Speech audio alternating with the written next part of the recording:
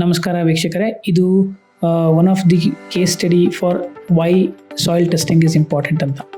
Soil testing ಯಾಕೆ ಬೇಕು ಅಂತ ಇತ್ತೀಚೆಗೆ ಸುಮಾರು ಕಡೆ ನೀವು ಕೇಳಿರಬಹುದು ಅಥವಾ ನಿಮ್ಮ ಸೋಷಿಯಲ್ ಮೀಡಿಯಾಗಳಲ್ಲಿ ನೋಡಿರ್ಬೋದು ಕಟ್ಟಡ ಕೆಳಗಡೆ ಬೀಳೋದನ್ನು. ಓಕೆ, ಸೊ ನಮ್ಮದು ಈ ಕೇಸ್ ಸ್ಟಡಿ ಏನಪ್ಪ ಅಂದರೆ, ನಮ್ಮ ಒಬ್ಬ ಕ್ಲೈಂಟಿಂದು ಸಾಯಿಲ್ ಟೆಸ್ಟಿಂಗ್ನ ನಾವು ಮಾಡಿಸಿದ್ವಿ.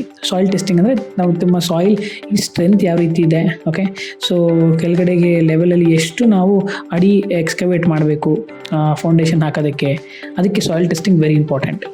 ಸೊ ಸುಮಾರು ಕಡೆಗೆ ನಾವು ಕೇಳಿರ್ಬೋದು, ಸುಮ್ಮನೆ 6 ಅಡಿ ಸಾಕು ಅಂತ ಹೇಳ್ಬಿಟ್ಟು 6 ಅಡಿಯಿಂದ 7 ಅಡಿಗೆ ಆ ಫೌಂಡೇಶನ್ ಹಾಕ್ಬಿಡ್ತಾರೆ ವಿತೌಟ್ ಡೂಯಿಂಗ್ ಸಾಯಿಲ್ ಟೆಸ್ಟಿಂಗ್.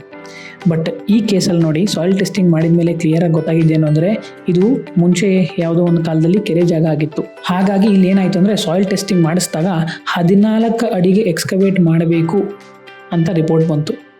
ನಾವು ಇದನ್ನು ನಮ್ಮ ಕ್ಲೈಂಟ್ ಜೊತೆಲಿ ಡಿಸ್ಕಸ್ ಮಾಡಿದ್ವಿ. ಅವರು ಇದನ್ನು ಕೇಳಿಬಿಟ್ಟು ಸರ್ಪ್ರೈಸ್ ಆಗಿಬಿಟ್ರು. ಏನಿದು, ನಾವು ನಾರ್ಮಲಿ ಹೋಗಿದ್ದಿದ್ರೆ 6 ಅಡಿ ತೆಗೆಸ್ತಾ ಇದ್ವಿ, ಆವಾಗ ಏನು ಕತೆ ಆಗ್ತಿತ್ತೇನೋ ಅಂತ. ಓಕೆ, ಹಾಗಾಗಿ ವೀಕ್ಷಕರೇ, ನೀವು ಮನೆ ಕಟ್ಟಿಸ್ಬೇಕಾದ್ರೆ ಯಾವಾಗಲೂ ಪ್ರೊಫೆಷ್ನಲ್ಸ್ನ ಕಾಂಟ್ಯಾಕ್ಟ್ ಮಾಡಿ. Very important thing. ನೀವು ಅವ್ರ ಹತ್ರ ಮನೆ ಕಟ್ಟಿಸ್ತಿರೋ ಇಲ್ವೋ, ನೀವೇ ಕಟ್ಟಿಸ್ತಿರೋ ಲೇಬರ್ ಕಾಂಟ್ರಾಕ್ಟ್ ಮಾಡಿ, ಅದು ನಿಮಗೆ ಬಿಟ್ಟಿದ್ದು. ಆದರೆ ಮನೆ ಕಟ್ಸೋದಕ್ಕಿಂತ ಮುಂಚೆ ದಯವಿಟ್ಟು ಪ್ರೊಫೆಷ್ನಲ್ಸಾಗಿ ಕಾಂಟ್ಯಾಕ್ಟ್ ಮಾಡಿ. ಸ್ಟ್ರಕ್ಚರಲ್ ಇಂಜಿನಿಯರ್ಸ್ ಅಂತ ಇರ್ತಾರೆ, ಅವ್ರನ್ನ ನೀವು ಭೇಟಿ ಮಾಡಿ, ಆರ್ಕಿಟೆಕ್ಟ್ಸ್ನ ಭೇಟಿ ಮಾಡಿ.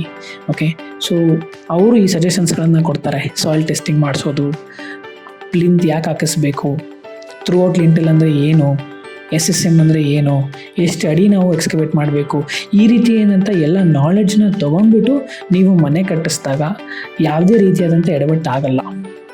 ಹೀಗಂತ ಹೇಳ್ಬಿಟ್ಟು ಇವತ್ತಿನ ಒಂದು ಅವೇರ್ನೆಸ್ ವಿಡಿಯೋನ will complete it. Thank you.